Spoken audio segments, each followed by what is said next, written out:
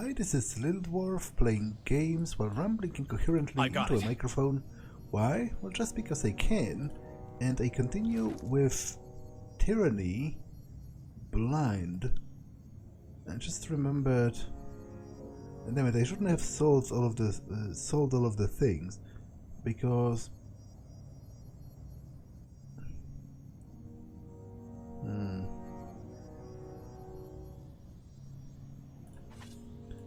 Hey, this looks fun.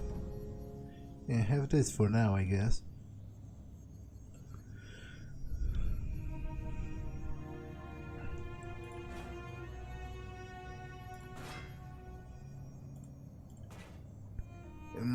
Anyway, I will actually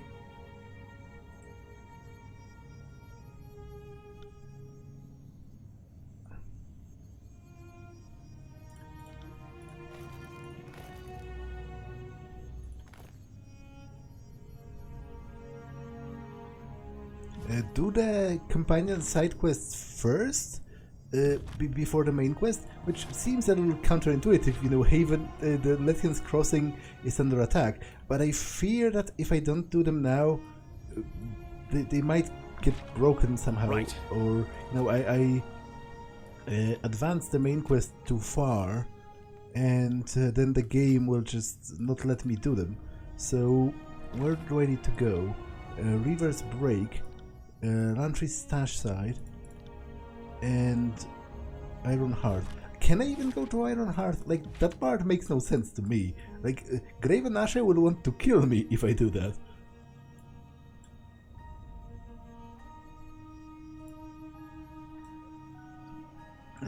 Okay, first I guess let's go back here.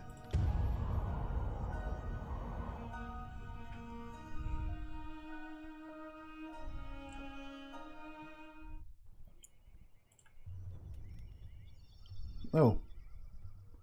Windborne ash assaulted your senses even before you reached Reverse Break. By the time the farmstead came into view, the burning smell was joined by those of charred, rotting flesh and blasted vegetation. The house stands in ruins, the plaster caked and blackened. Verse steps forward, arms slack at her sides, mouth slightly agape. What the Kairos-loving shit? What happened here? Fire by the looks of it. No small flame either. Let's poke around. Maybe there's something here that would give us a better sense of who did this and why. I got it. The charred and smoldering corpse of an older woman has been dumped here unceremoniously on the ground. Essa, fuck. She sinks to her knees in the ashes and touches the charred and peeling face. After a moment of silence, she looks up to you and shakes her head. I could have given her a clean death, and instead she ended up here, burned alive. That's mercy for you. She glances down at her blackened palms. Well, obviously this isn't your fault. In fact, if you would have... Like, this is a very backwards way of thinking to me, because... if you would have killed her, she would have been dead, and it would have been your fault. This isn't your fault. No shit, this isn't my fault. And when we find the fuckers whose fault it is, I'm going to make them sure they understand the pain of being roasted like a pig on a spit. Let's figure out what happened here, Fatebinder. Then we'll go mete out some justice. Crates and plants litter the ground in disarray. What a mess. Whoever came here decided to throw down among themselves. If that doesn't scream Scarlet Chorus, I am the last queen of Apex. Can't do that. Scattered crates lay scattered These and were burned here before, weren't they? across the ground. Can't say they seem very useful now. Deep gouges mar the doorframe. A few slivers of blackened iron hide embedded among the splinters. Can't do that. Somebody pried this door open. Someone with iron. She runs a finger around the doorframe. The disfavored have a collective brain capacity of a crate filled with stone, but they treat their weapons like one is a daughter of Kairos. Disgraceful. The Overlord and the Great General Gifted as iron that we might spill the blood of our enemies, not to lever open a stupid door. Barry glares at the door, his head bowed.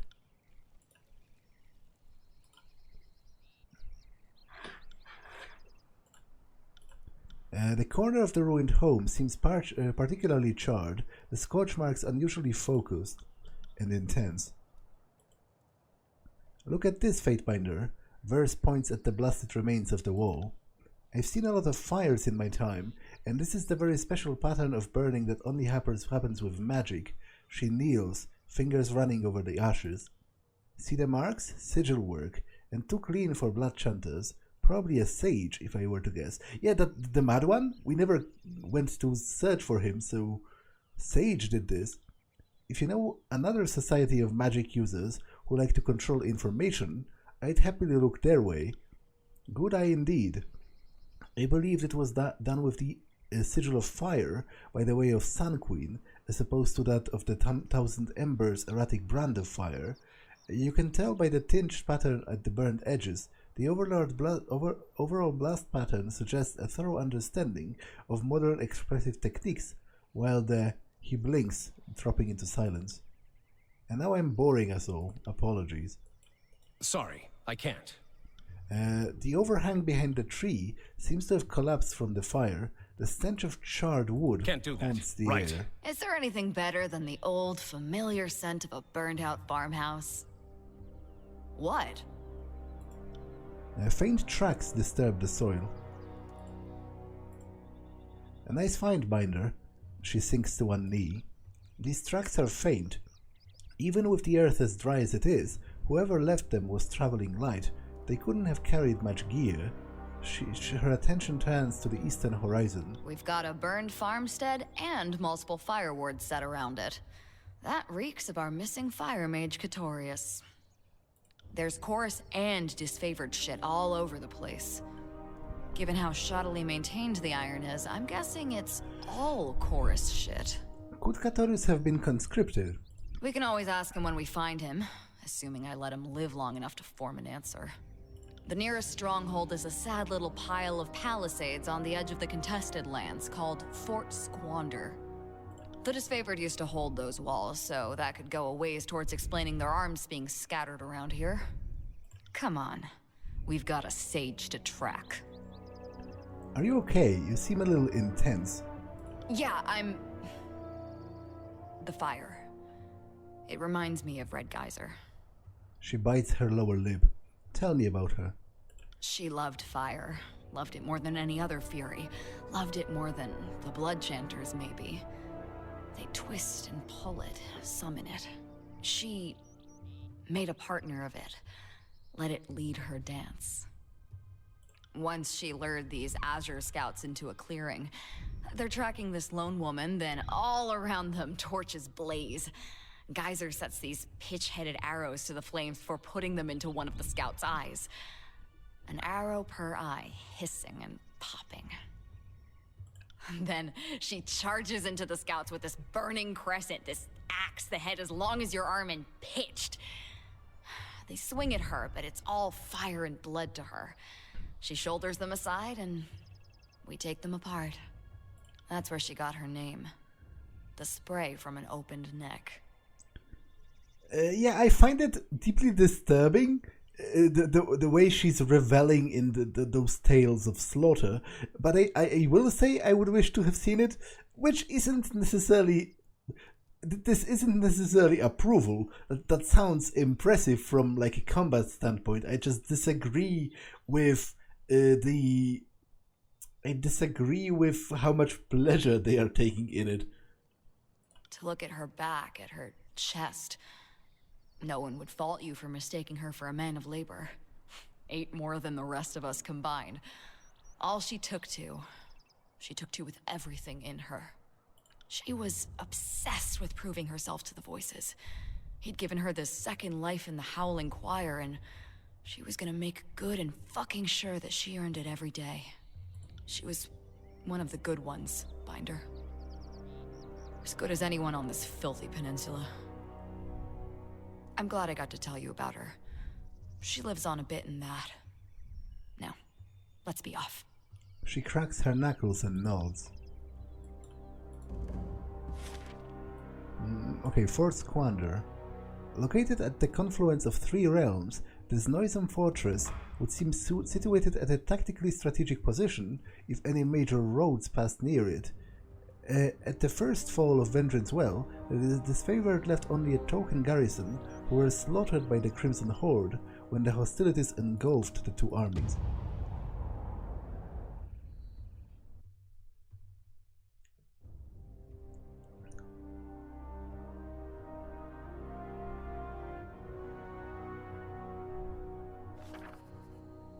I got it.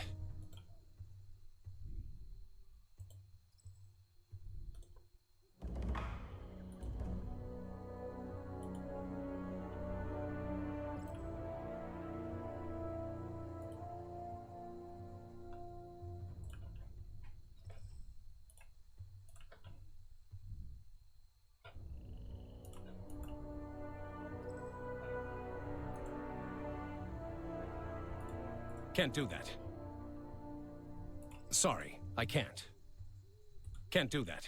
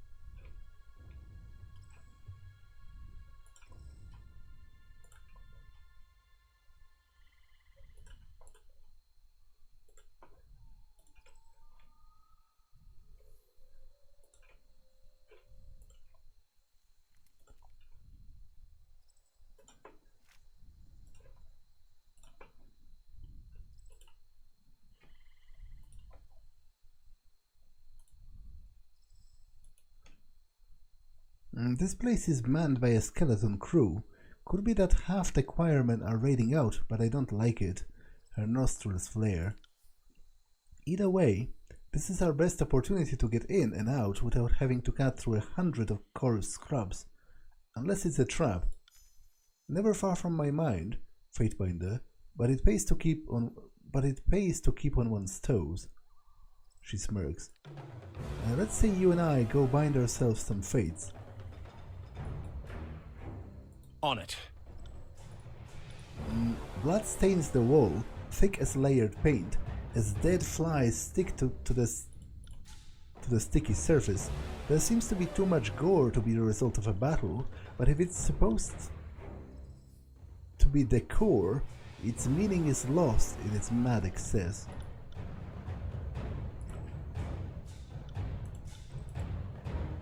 Heads up, we have company.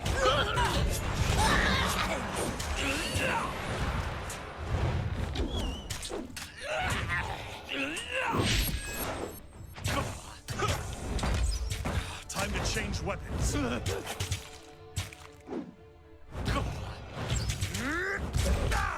Pity you won't enjoy this as much as I do.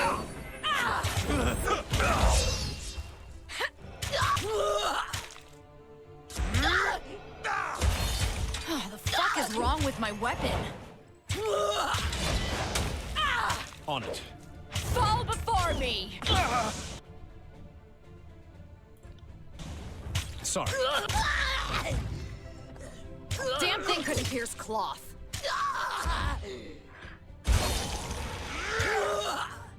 This is useless. I should try something. Oh, someone stitch me up.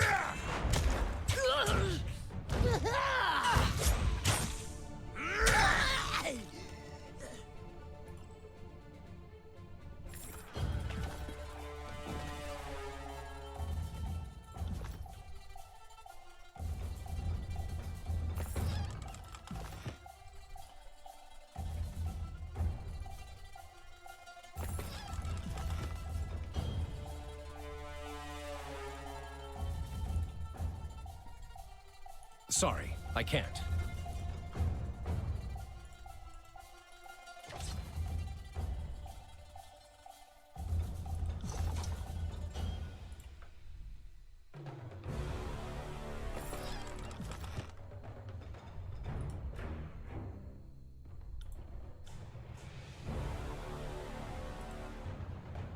Can't do that.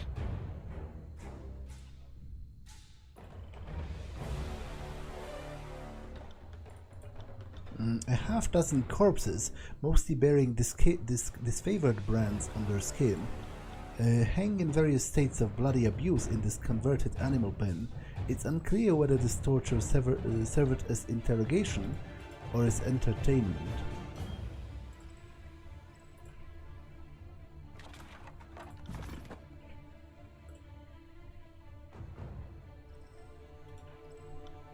Rust-marred iron weapons have been strewn haphazardly in this corner of the fort.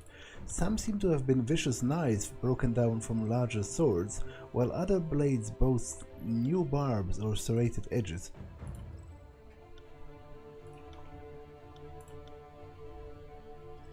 A man spins to meet you as you enter the core of the stronghold. His carbon-black skin, gleaming with a sheen of sooty sweat. Sweeps of grey ash smear his red robes as he grabs in his hands the staff of a blood chanter, orange flames licking its length. Verse, Archon? Her eyes flicker to you, and he bows his head slightly. Then you know who I am and why I'm here. That should make things quick and easy.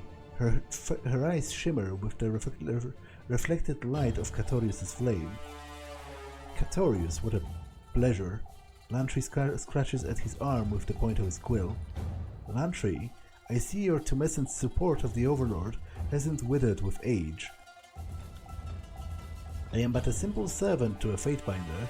He offers his open palms, empty of all save smeared ink and a quill dangling from between two fingers.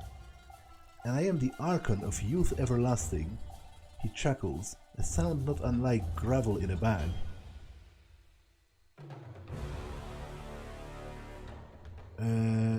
Well, who are you exactly? Apologies for the lack of introduction, Archon. I am Catorius, once of the School of Ink and Quill. The sage smiles, indicating himself with a flat hand upon his chest. The hand, remaining flat, rotates and pinches to indicate verse. More to the matter at hand, I am one of the 3 survivors of the group that met your friend Scarlet Fury Patrol in open battle in Apex a few years ago. You seem pretty damn matter-of-fact for someone whose remaining life is measured in hours. So long? You think I'm going to make it quick, you kindling cock? No, I'm going to savor this nice and slow. She barks out a laugh. Catorius rings his staff with both hands and regards you with narrowed eyes. How did I come to earn your unbridled enmity? You let Crocus live, and he was easily the worst of us. Wasn't my fucking call. How was he the worst of you? Like, did he trick me? Somehow? Like, I didn't catch on anything particularly, like, outrageous about him. Hold, Fury. Aren't you the slightest bit curious? Why the man who killed your Fury friends holds a tent in the middle of Kairos' forsaken Scarlet Chorus encampment? He holds out a flat, filthy palm. That stops Verse short. Her eyes, when she looks to you, have widened with doubt. Got something to say, Sage? Spill it before we spill you. Couldn't have said it better myself. Verse turns, buoyed by the wrath in your words, like a feather on a warm updraft. Simply put, I am a creature of the voices of Nerad. Have you no honor, Sage? Barrick steps to Verse's side. The voices? What are you trying to say? The chorus took me and everyone in my village, almost 4 years ago, my wife included. I think you'd like Marion, were she not wrapped up in all of this. She's broad of shoulders, muscled like a beast woman, her spirit full of oil and fire. He taps his staff thoughtfully.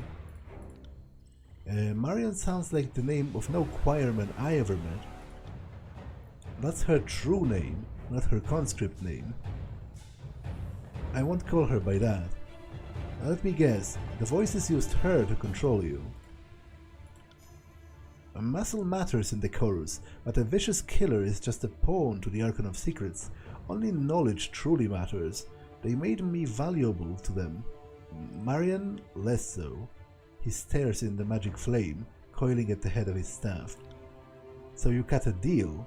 Her upper lip curls back, revealing a sharp yellowed canine. I told them I would do whatever they wanted, so long as they kept her out of the more sacrificial operations. He let loose another long sigh, shoulders slinking slightly as if under a growing burden. A tearsman and a sage. I could go places the Voices people couldn't, join causes they couldn't. Long before Tarky's clan reached an agreement with the sages to slaughter the garrison at Vengeance Citadel, I helped Tarky's demos plan his resistance. The Voices allowed the Oathbreakers to slaughter the Chorus expendable gangs as distractions to their true objectives. The Voices thought Verse and her sisters expendable. Bullshit. Each Fury is worth 24 conscripts. A sisterhood that dances together like ours? There's no more vicious force on the whole fucking field of war. I think you're right. Or something like right. We weren't supposed to kill you, and we weren't supposed to take you alive. The Voices wanted you to witness your squad's deaths. The sage nods vigorously. But you didn't kill us all. You took Gazer. Verse's words carried the chill of winter. We captured one of you, yes. Irisa wanted to finish her off as a warning. Crocus thought we could sell her. I sided with him and suggested a ransom to the Archon of Secrets. That's what we did. I gave your friend home to the Voices. You expect us to believe that Nerat cared enough about one of his own to purchase her back? I'm not sure it matters what you believe.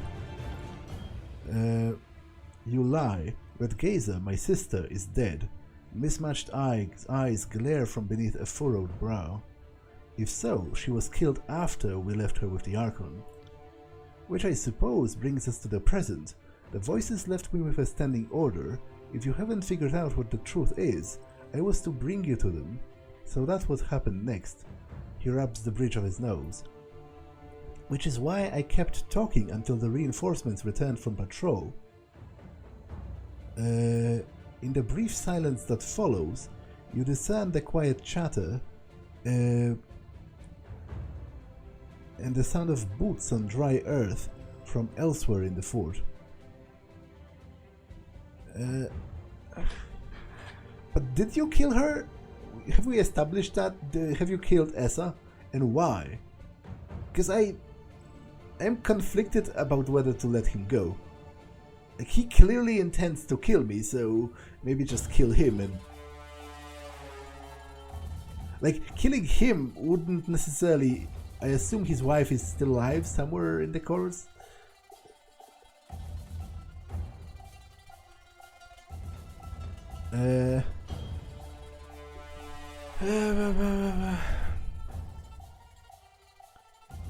Let's give him a... I guess let's give him a chance. Help us and we'll help you. If I don't bring you back, it doesn't matter whether or not I died in trying. The Voices of Nerat will murder Marion. He lifts his staff and the flames along its length brighten, illuminating runes burned into the wood. The only way to save her would be to kill the Archon of Secrets. Well, I do literally plan to do that, so... There are more soldiers coming into the fortress now than you have felt on your way to me, yet if anyone can kill the Archon of Secrets, it would be you.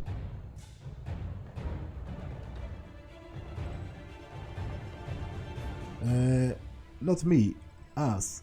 But first we need to get free of here. Then this conversation is over, right? Murderous anger flickers with reflected flame in her eyes as she glares hungrily at Catorius. Well, what do you want, Verse? I trust you to make the right call.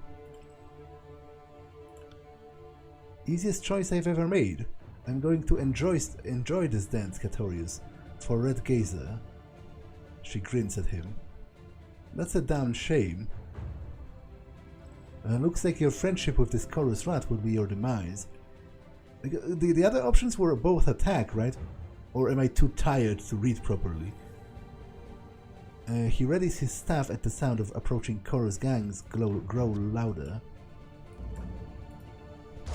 Well, I guess it ended in a fight nonetheless, so...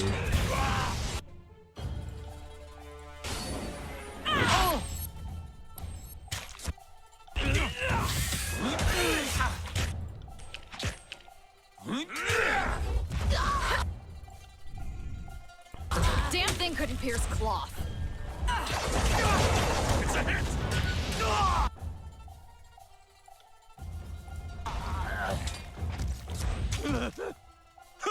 Time to change weapons. Will do. Harsh words will cause more harm than this useless weapon.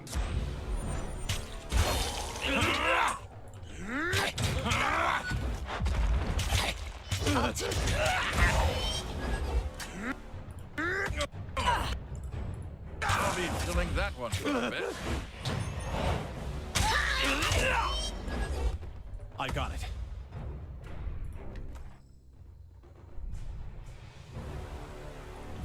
Sorry, I can't.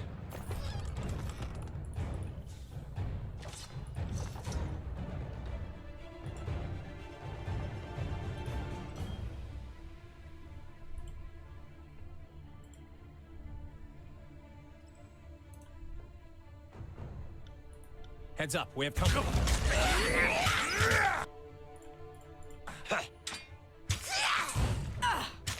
Oh, the fuck is wrong? Blade out, you little shit.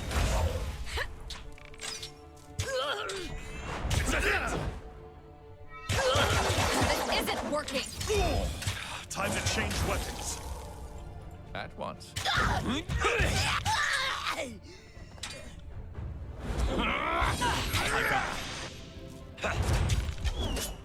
You'll have to hit harder than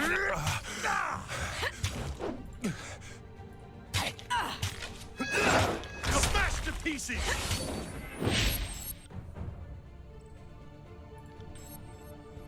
Damn thing couldn't pierce cloth. Pity you won't enjoy this as much as I do. I need to try a different weapon. On it. Bleed out, you little shit. Will do. Did I always have this much blood?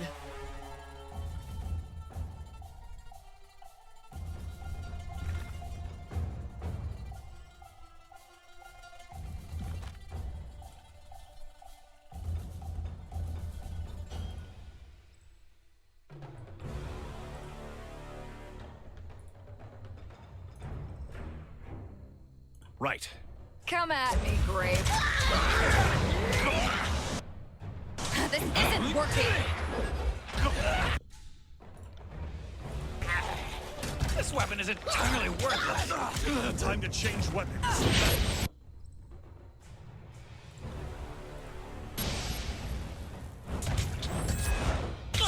Damn thing couldn't pierce cloth. On it.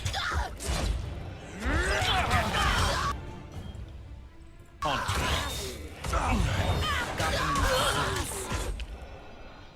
Right. This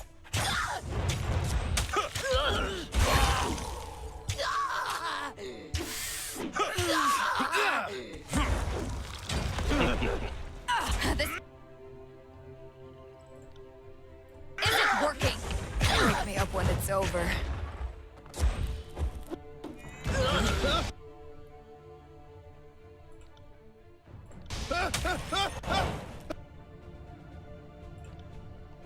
On it.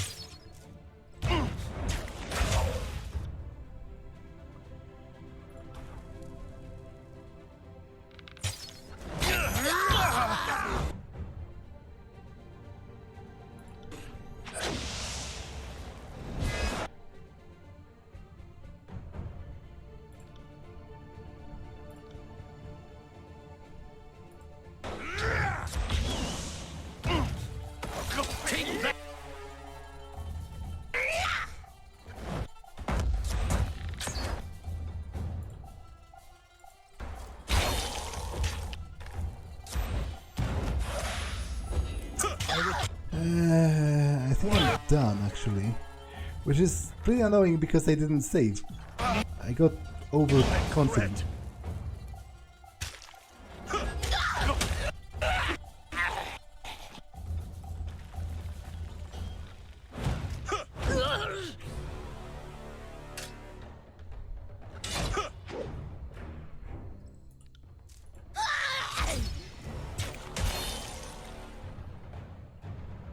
This is useless. I should try something else.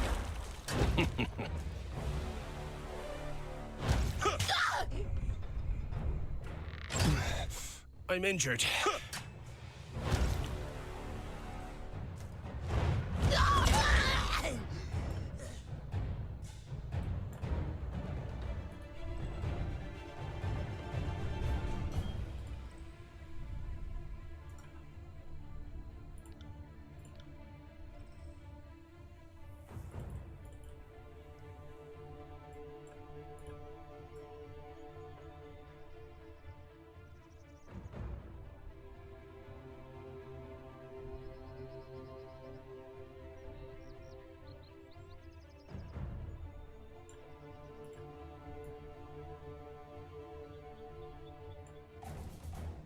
Shove that in your ballast holes, you bird-boned scrotum shits. Verse makes a series of creative hand gestures. Her voice shatters the thick silence that had fallen over the palisade. Screw Catorius, screw his stupid wife, and screw the Archon of Secrets. She laughs as cool as a breeze, rolling off of the mountains to the west. What? She laughs as a cool breeze rolling off of the mountains to the west unsettles her feathers. You still with me, Verse? Yeah. Way to yank me out of the moment, Binder. I was close to enjoying myself. Lapsing into silence, Verse stares up into the sky, still smeared with smoke of the burning library, puts both hands on her back just above her hips, and stretches, jutting her pelvis forward until her spine releases a series of satisfying snaps. Nothing simple in your wake, is it? With the voices, I listened when I was supposed to listen, reported everything I've heard, killed what he told me to kill, black and white, black and red anyway, she smirks. I guess it was always complicated, I just ignored the complexities. I can't operate solely on gut instinct anymore. My gut would see this whole damned peninsula burned to cinders, and then what? She massages her eyebrow. Thanatos rewards strength. I didn't think I was strong enough to move in, well, influential circles. And that's, I don't know, makes me nervous. Listen to me. Next thing I will be wearing robes and making you call me Archon. Let's finish this later. I want to get out of this hole, Binder. She brushes dust from her palms. Talk to Verse at the mountain spire. It has to be at the spire? I guess we're pretty close. So... like, does it have to be at the spire? At your service, Fatebinder. What do you need? Oh. To Barrick and Verse, have either of you noticed that you fight particularly well together? The thought has crossed my mind from time to time. During the many battles of the Conquest, we found ourselves standing back to back with enemies on all sides on more than one occasion. The big guy here is as useless as an empty scabbard without his phalanx to keep him alive, but I move fast enough to compensate for it. And it's nice having a living wall of rusted iron I can use for cover.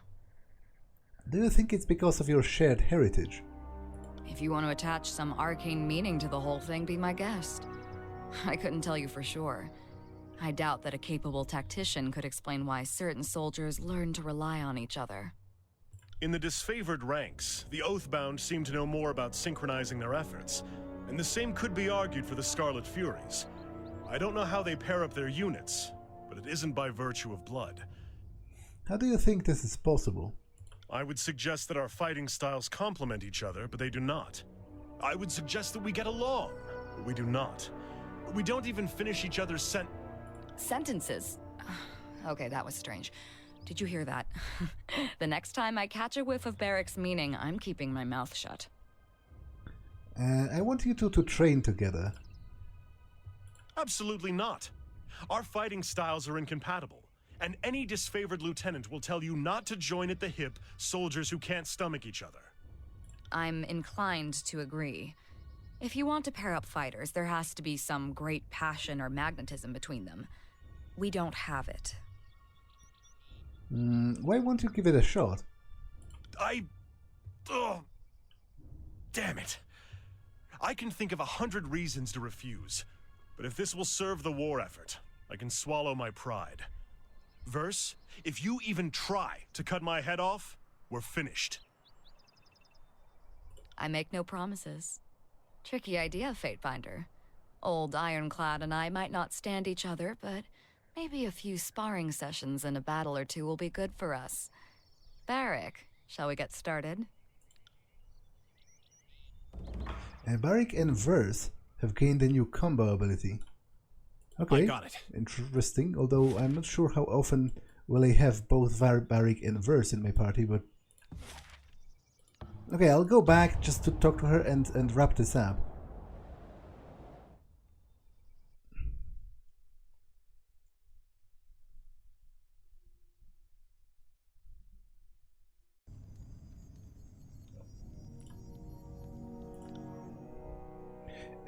As still as an owl on its perch, Verse stares in the direction of Cacophony, a warm breeze from the east playing at the feathers festooning her head.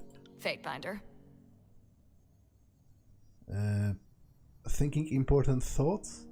I feel my sisters twisting around inside me, Binder. I can't tell whether they're dancing or trying to cut their way out. Or both. It sounds like you're trying to justify your own tumultuous feelings. Maybe, like, all this passion, this wild, frenzied lust, it's actually coming from me. I'm just giving it my sister's voices. Or something. She splays her fingers before her, apparently taking a vested interest in the grime beneath her nails. It feels like all that's in front of me is a gorge so wide and so deep that there's nothing to see but wide open air. She looks at you. Say we come out of this with minds and bodies intact. You've got the tears and the Overlord has everything else. Then what? Then I take the fight to Kairos. Shit. I thought you might say something like that. Seems a damned foolish route to take, but it's yours to fork. She renews her interest in her fingers. The voices... I can't imagine him bending the knee to you. Whatever you've got planned, if you're walking into the heart of his power, you'd better be kitted for war. Oh, to be honest, with him, I wouldn't even accept he's filthy, because I wouldn't believe him. I am going to kill him, and I think I'm going to do the world a favor when I do that. The Archon of Secrets will fall by my hand. Your confidence inspires. It's positively fucking infectious. She smirks. The Voices has more years behind him than a person can rightly imagine. If anyone's ever dug up a way to cheat the Void, it would be him. What if that way is me? We know he was preparing me for something. What if he made some trap door into me? What if he's hiding inside me right now? Well, to be honest, you have to try and keep control of yourself, and that's the best we could do. If he does control her, I'll try to subdue her without killing her, but... You know, I'd never considered trying that. Got any suggestions on that front?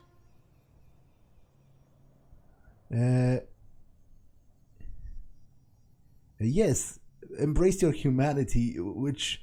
Or maybe just figure out who Verse is and stay Verse. Now you're going to have me asking how I'm not myself? Don't try and turn me into a sage. We've got shit to do, right? Don't let me hold you up. And thanks, Fatebinder. Arcbinder. Verse grins. Confront voices of Nerat alongside verse. Alongside verse is... my thinking was, I shouldn't bring Barik to the Ashe fight, and I shouldn't bring her to the voices of Nerat fight, but I guess I will, on both accounts. Confront the voices. Okay, before I do that, I want to go to where Lantry's thingamajig is. Where would that be, actually? Lantry's hideaway.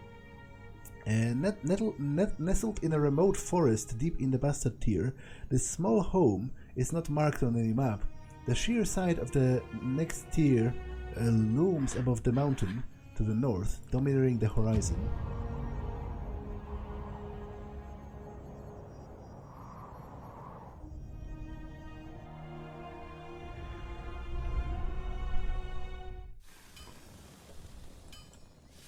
Can't do that.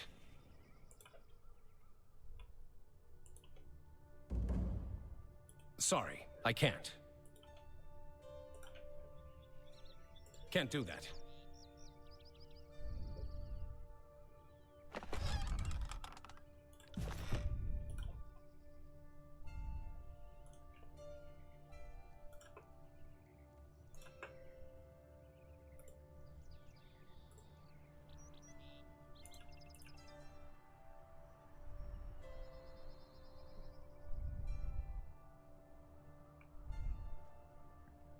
About time! Do you realize how difficult it is to get your gang to sit in ambush and just wait? Without a daily rat or tassel, this motley is a stubborn bunch. Alright, princess, you owe me a debt of blood. You come here in scarlet, whining about past debts. I owe you nothing, and now you're trespassing in the only corner of Taratus I call my own. Kindly shove off, lest things get ugly. An old chorus associate of yours? You could say that. Hadros Yanavelli here was quite the braggadocio of the School of Wild Wrath back in the day before she... The name is meaningless. I am now Tormented Savant, disciple of the glorious voices of Nerat. Tormented Savant? How did you offend the voices so dearly as to earn so dreadful of a name? The voices believes you have outlived your usefulness. I will take great joy in snapping your old bones. With a shrill whistle, the blood chanter signals to attack. I am a shield.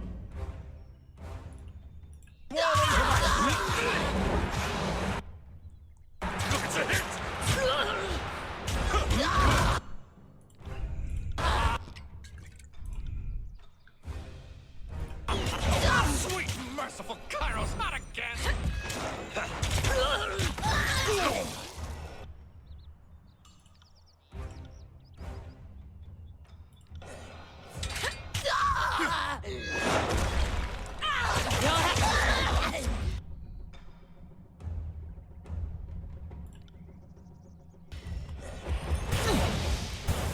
See that?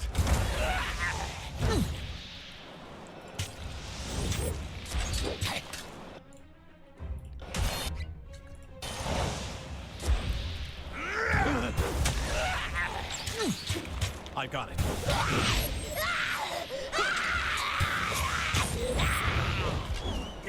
This weapon is extremely worthless. I will build for this sort of violence.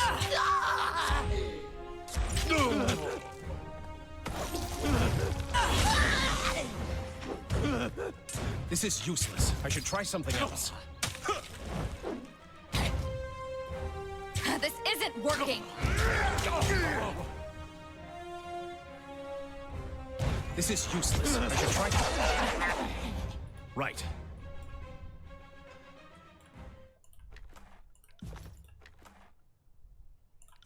Right.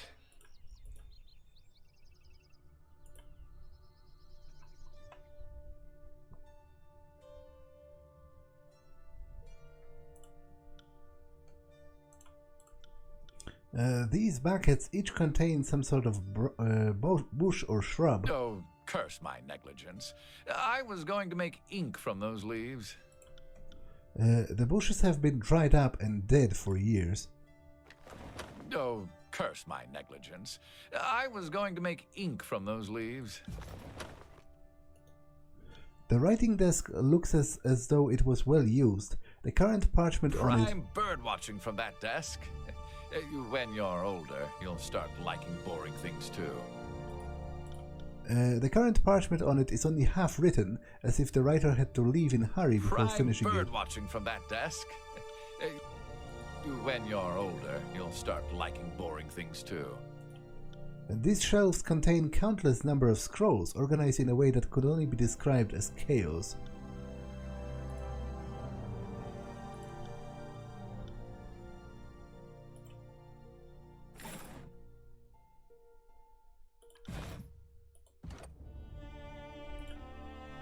After a few minutes of searching, Lantry grabs a hold of a dusty tome with a triumphant smile. Thanks, Kairos, it is still here. It'll only be a moment.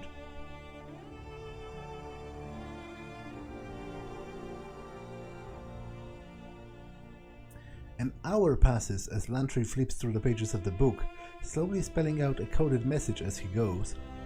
Is that right? I did that wrong. Let's try again with less stupid. Find anything?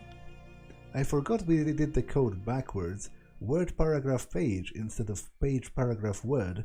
This is dreadfully embarrassing, bear with me. Understood. Apologies. I'm slow but I'm cute. I'll get this figured out shortly, trust me.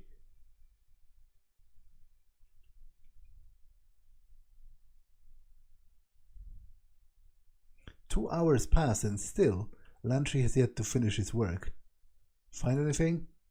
I've discovered this is a dreadfully slow way to communicate long sentences. Won't be much longer, I promise. Okay, whatever. With a gruff clearing of his throat, Lantry dives back into the task with nervous energy.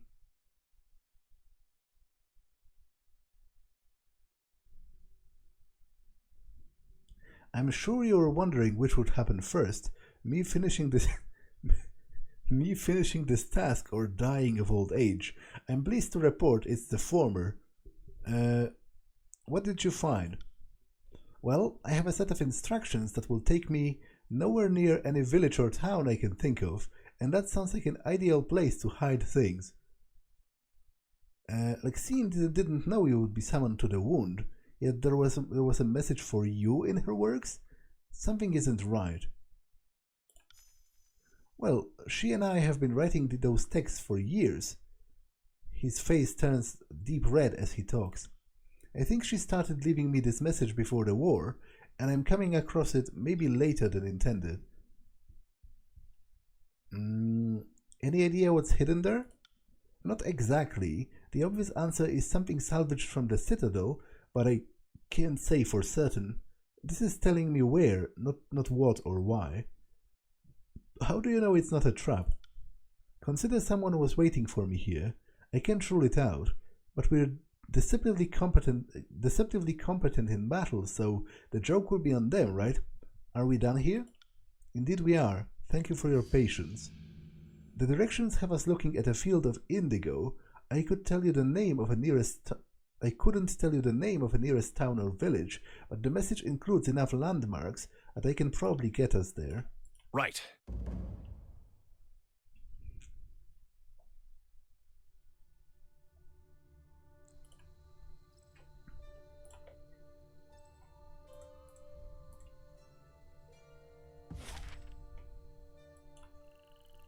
The indigo flowers gracing this field can be seen from leagues away. A light breeze carries the scent of pollen.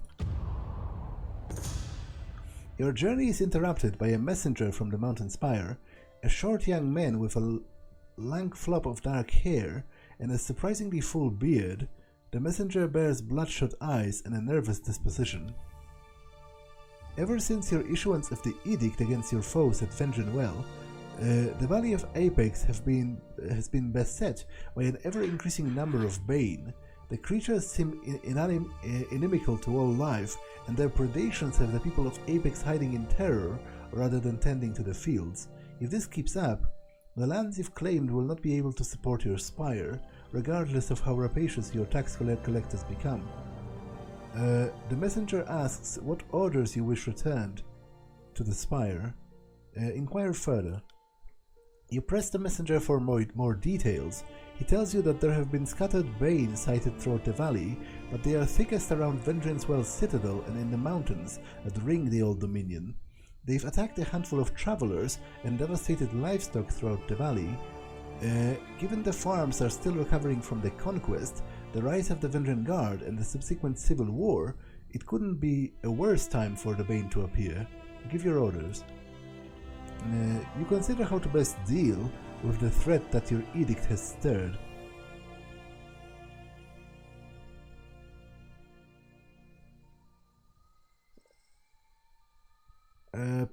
Request aid from your allies. Are they my allies really? Like, I don't really think so.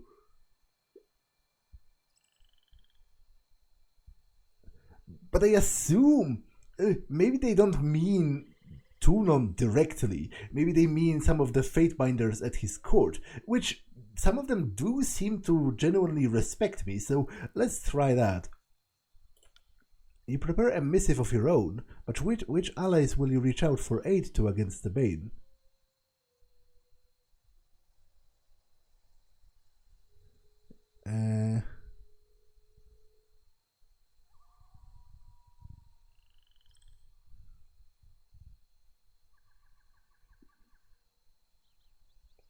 Yeah, I guess it's probably safer to just have the Vengeance Guard like provide more defense or whatever. But I guess they are already doing that, aren't they? Let's try asking the Fatebinders for help. Like, I guess the favor has to represent something. I am still a little baffled by how the Servants of Kairos, they are in this weird schizophrenic state where they don't seem to recognize the fact of how, how much of a traitor I am. Oh, gain favor with Bled and Mark. Interesting.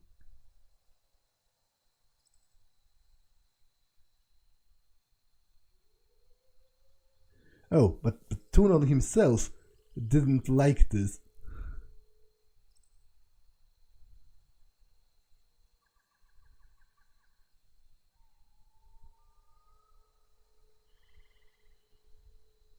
You address your missive to Nunoval, the Fatebinder of War, and request his aid in the Valley of Apex. You notice that normally you wouldn't tax the Adjudicator's agent with such a menial task, but you thought he might enjoy the opportunity to set his mettle against the Bane. You suggest that Rogalus, too, might be interested in the study and could certainly add to the surety of victory against the horrors. The messengers take your missive and leaves to find a bird to Tunon's court. Interesting that Tunon himself didn't like this, but Bled and Mark did.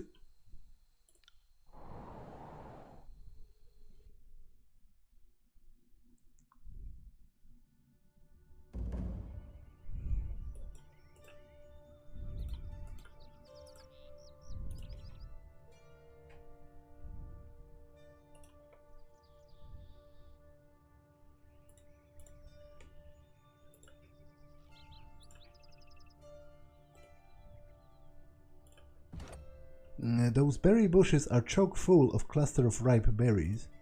Kairos be praised, we found it! Rubbing his hands together, grinning ear to ear, Lantry eyes the berry bush with anticipation.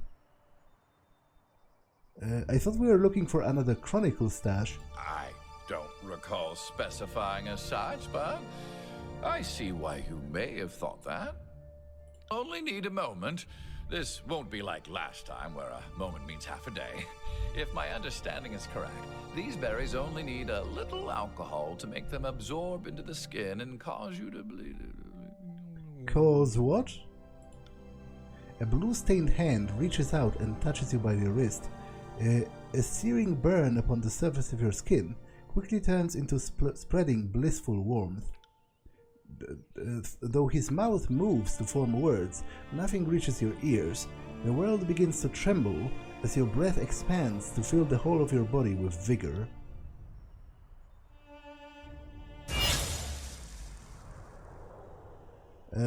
Okay, so he dragged me. Oh, this takes me back. I am not happy with this. I take exception to being dragged against my will, regardless of my consent. Like, he should have asked. A calm of tranquil haze creeps in, unhinging your muscles from your mind. For 8 days, the Archon of Secrets would lurch from the dark, jabbing your posture back into order at first sign of a slouch. As the berries dissolve your motor control, the muscle memories of those 8 miserable days rush in to fill the void. Memories of the past come briefly into view. At first, the figure of Tunon takes shape, followed by faces from your childhood, until the memories of recent year flood your mind. While the faces come and go, one figure emerges from the noise, unwilling to dissipate. Warn me next time you decide to poison me. Then we have a deal. You'll receive further instructions by way of missive. We will use a plethora of names when writing to you, but you will know us by our seal. The form of the voices of Nerat, Archon of Secrets, congeals from the vision, flinging his scepter as he paces triumphantly. His attention seems directed at Lantry, who appears far younger than you would have remembered seeing him, though his white features and wrinkles momentarily flash in and out of view. Of all the people in Terratus have you dreamed of us? Oh, Archon, you flatter us so. It's almost a shame the Overlord insists we play this game of murder and dominance among us Archons, but such things were inevitable since long before the war. 5 parts water, 2 parts red grape juice, 1 part ash. I'm still not convinced I can play the part. Considering how insular the school is, I don't see how any will trust me. Well, whose vision is this? Because I'm seeing his conversation with how the voices of Nerat recruited him, but I also saw things from my past. Whose vision is this? I'm seeing my first apprentice. What are you seeing? Oh, wait. Now he's gone. Don't distract me like that. Wait, you already have someone there. How do I meet up with this person? What did we tell you? Your first objective is to blend into the school. Besides, if our other sage is discovered and you're close, we lose you both. You have so much to learn about this craft. When did this happen to Lantry? This must have been 395. Oh, he was such an eager little scribe to be. Shame he never listened about the wisdom of traveling in pairs. I might have known what became of him. Okay, so he's clearly seeing something else. He's not seeing what we're seeing. He's lost in some drivel about old peers, lost friends. Boring, really. And to answer your question, yes, all will be forgiven. Speaking of forgiveness, you still owe us 1 Pelox Florian. Do you think we've forgotten? Well, maybe we have. It's possible you're remembering it for us. It's so confusing in here. What will be forgiven? Laughing hysterically, the voices says nothing, and instead flips his scepter into the air in long arcing tosses. Yes, just what did we forgive, old Lantry? Whatever it was, weighted against the decades of service rendered, we got the better end of the deal. Yes, my answer is yes. We're going to have a beautiful future. Serve well, and you just might be a part of it.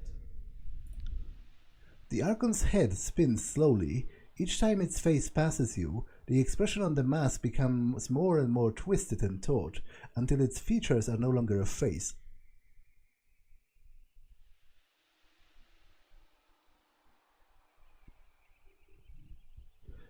By now, I ought to have learned to grab a bucket before doing things like this. The vision of Nerat swirls into flames, your surroundings ripple, Distorted by the heat of a blinding summer day that seems barely tepid to your touch, a new figure emerges from the fire. And it will be the third time I turn you down. Even the youngest scribe learns that repeating a thing does not make it more true. Then what of my plan for a second archive? Pretend I'm wrong. Pretend Kairos isn't coming. A second vault would be rings well spent, considering School of the Tides and Wild. Okay, I'll just listen. Our defenses rival that even of the Sentinels stand keep, yet you would waste our efforts building for the day they fall? My dear Lantry, stick to your chronicles. Your job is to record our decisions, not to decide what the record will be. You know I hate it when you talk like that. Even the most adult scribe learns that covering your ears and doubting a fact doesn't make it go away. If we surrender before the war breaks out, we have a chance to... The enemy didn't master a single battalion, and you're ready to give up? That the very dumbest thing we can do is to let the Overlord's reputation undo us without a fight. So long as I am in charge, we will not cower. So I'm seeing your memories. These are some unusual berries. I see now why Lexim's notes mention those berries will probably cause permanent insanity. You think me incautious? You think you're the only sage telling me what must be done? You impertinent little fuck. I know you have others swallowing the lies you ink them. Your absent-minded charade doesn't work on me. You poison their minds against me and have the goal to pretend you're some well-meaning mentor trying to be the kindly champion of the concerned student. Do you think I'm blind to the Overlord? Because I do not act with your reactionary zeal does not mean that I fail to act at all. We are of course taking precautions. A failure to plan is a plan to fail after all. Now we are just doing this to enrage me. I think I will be alive to record you as the very final provost of the School of Ink and Quill. May Kairos prove me wrong, but this proud school will perish on your tenure.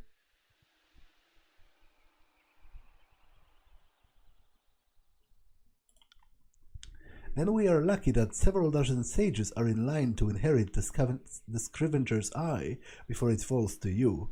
But worry not too much, my dear Lantry. The way you see the world, we win either way. If Kairos invades, well, then we owe you a big one. You were right, and won't that make you feel great? And if Kairos doesn't invade, well, then you and everyone in the tiers wins. The Chronicle will note your hubris. Not if an objective chronicler is doing the writing. Your passion and convictions are a troublesome sign for one trusted to observe all things as they are. Perhaps you are not fit for this role. So how did you describe the school's passing in your chronicle? I think I might have touched upon a certain provost being exceptionally daft, but for the sake of history, I did emphasize that all of the sages were responsible for the school's collapse. I apologize for even mentioning the matter. I will take my leave. Always a pleasure, Brother Lantry.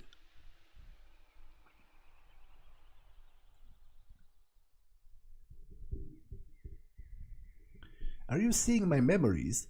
Because it sure felt like Fatebinder Kallio was grabbing my crotch, and I think I would have remembered that.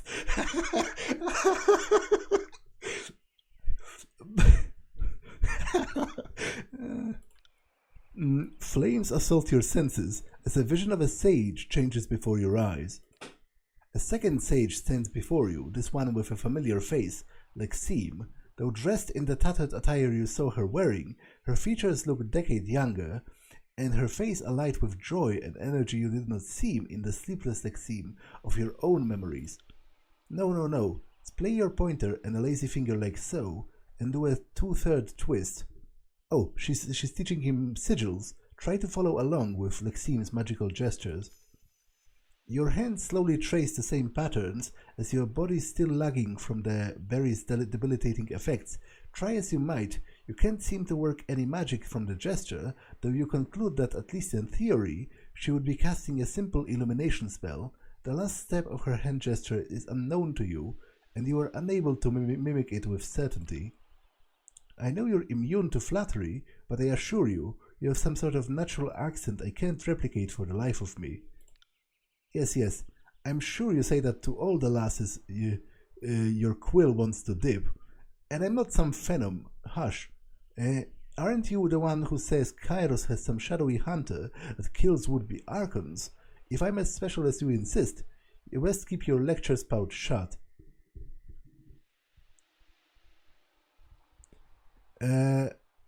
Was Lexime always good at spellcasting? An absolute natural. It's what I loved her about her the most.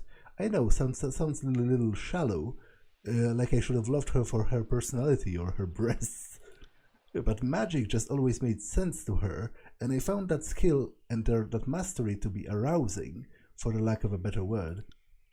I'm trying to be serious here. When the war starts, field study will get curtailed, and we'll have a fight on our hands. We can't survive.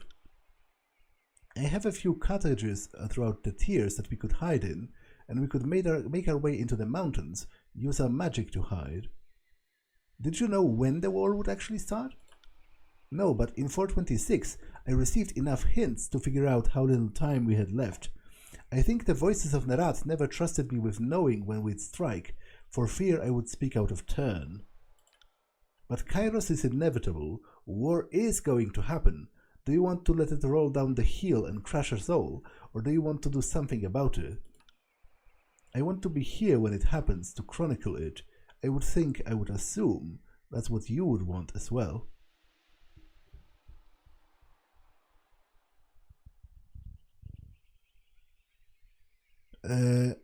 Well, she didn't believe you in this memory, but she did flee with her life.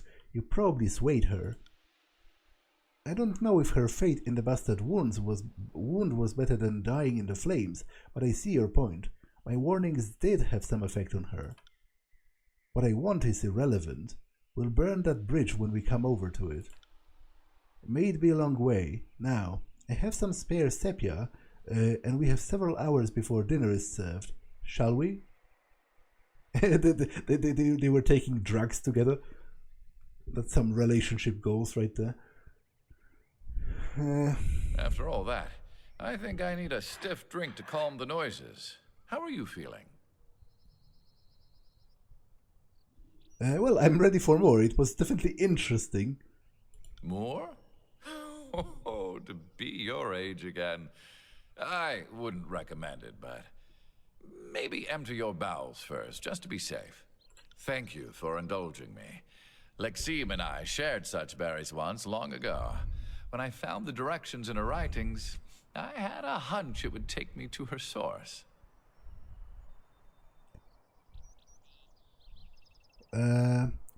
Well, so what was the crime that the voices of Nerat forgave?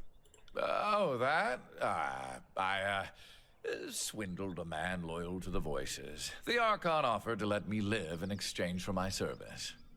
It never was clear when my service was done, per se, but I like being a sage, so I never really stopped. I saw the voices of Nerat, some old sage, and Lexime. Fascinating. I too saw Lexime and that old sage, but you saw the voices of Nerat? Perhaps your mind is readying itself for the inevitable conflict between the two of you? What was it that you were hoping to experience? Well, I don't know what I was expecting, honestly. I think I just wanted to talk to the Lexime I remembered. The Lexime she has become is not the person I thought I loved. But what we want isn't always what actually happens. She'd have known that if she lived by the truth of the Chronicle. Has correcting the record afforded you some peace? Considering these Chronicle fragments would have remained corrupted without me, yes. I feel I've done history a service. Are you sure your understanding is more accurate? Is this an argument for epistemological skepticism? Well, I can say with certainty that I have never willingly obfuscated the record. I never thought I'd be undoing the deceit of another chronicler, but I suppose if you live long enough, you see it all. Well, the Chronicle certainly seems safer in your hands. You honor me, Archon, but I'm merely doing my duty as a scholar. Well, ready to keep moving? Thank you. I think I needed this last interaction with Lexime before I replace her pages in the Chronicle. Well then, enough chatter for now. Let's be on our way. Okay, that was an interesting little quest. By the way, I'm not sure if I believe him about, oh, I just swindled the guy, and that was the crime that the Voices of Nerat forgave. I got a missive from Rogaluz. You display curious empathy for those who name you enemy. I sincerely hope that history remembers it as one of your critical strengths rather than your most dire weakness. Remember always that the Overlord favors efficacy over empathy. Rare is the Fatebinder who delivers both.